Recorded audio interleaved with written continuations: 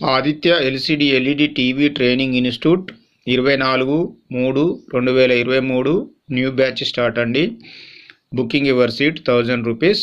అంటే ముందుగా మనము 1000 రూపీస్ కట్టి రిజిస్ట్రేషన్ చేసుకోవాలి. ఫీజు వచ్చేసి 6000 అండి. క్లాస్ వచ్చేసి 3 days క్లాస్ ఉంటుంది. ఓన్లీ టెక్నీషియన్లకు మాత్రమే.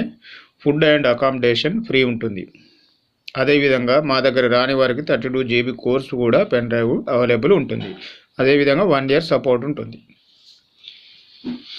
Aditya LCD LED training institute, Rangampalli road, Yes Bank, Peddapalli. District వచ్చేసి పెద్దపల్లి. ఓల్డ్ డిస్టిక్ వచ్చేసి ఇంతకుముందు కరీంనగర్ ఉండేదండి. స్టేట్ వచ్చేసి తెలంగాణ. 9866749835 8074069835. మా యొక్క ఛానల్ చూసినట్లయితే లైక్ చేయగలరు, సబ్స్క్రైబ్ చేయగలరు, డిస్లైక్ కూడా చేసుకోవచ్చు మీకు నచ్చినట్లయితే. సో మనకి ఇంతకుముందు నేను చూపించాను ఒక వీడియోలో, ఆల్రెడీ ఓన్లీ ప్రాబ్లం పెట్టి వదిలేశాను. అప్పుడు నేను ఆ టీవీని చేయలేదు, పక్కకు పెట్టాను. ఇప్పుడు చేసి చూపిస్తున్నాను మీకు. సో అదే వీడియో ఇప్పుడు మీకు చూపిస్తున్నాను. ఇది ఇంతకుముందు తీసిన వీడియోనే.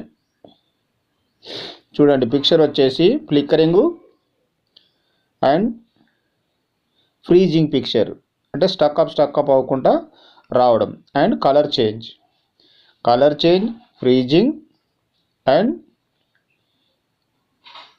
Flickering picture, jumping picture. So ఈ విధంగా ప్రాబ్లం అనేది ఈ సిమ్టమ్ అండి. చూడండి, back light is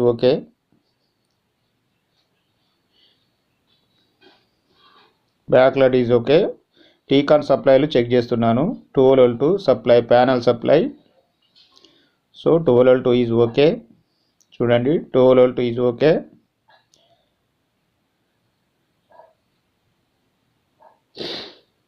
so fuse దగ్గర చెక్ చేస్తున్నాను. 12L2 is okay.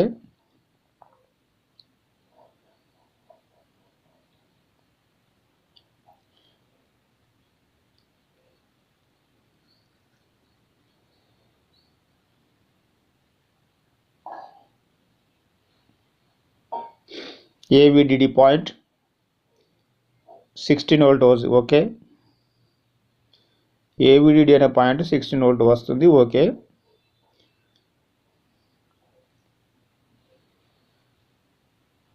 HAVDD point 8 volt okay.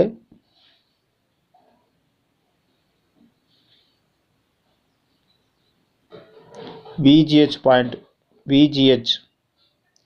27 volt is okay.